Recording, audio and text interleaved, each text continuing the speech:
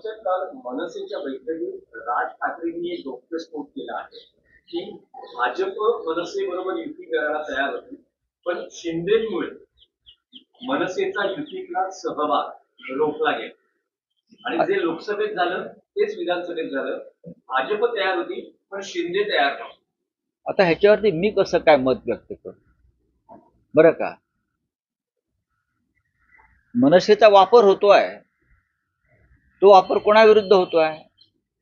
तो वापर बाळासाहेब ठाकरेंच्या शिवसेनेविरुद्ध होतोय, तो वापर महाराष्ट्राच्या विरुद्ध होतोय आणि तो वापर मराठी माणसाची संघटना फोडण्यासाठी होतो. एवढंच मी सांगू शकतो. राऊतांचं म्हणणं आहे, संजय राऊतांचं मनसेचा वापर केला गेला मराठी माणसासाठी बाळासाहेब ठाकरे यांच्या विरोधात असा वापर केला जातो.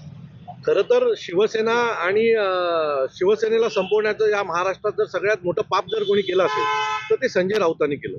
2019ला ज्या पद्धतीने अभद्र युती त्या माणसांनी केली आणि काँग्रेस सोबत गेले, त्याच दिवसापासून शिवसेनेची उतरता काळात सुरू झाली होती.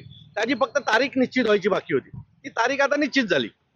तर मला असं वाटतं की जर बाळासाहेबांचा पक्ष आणि मराठी माणसाची लाज काढण्याचं जर काम कोणी केलं असेल तर ते संजय राऊतांनी केलेलं आहे. त्यामुळे संजय राऊतांनी मनसेचा विचार करू नये.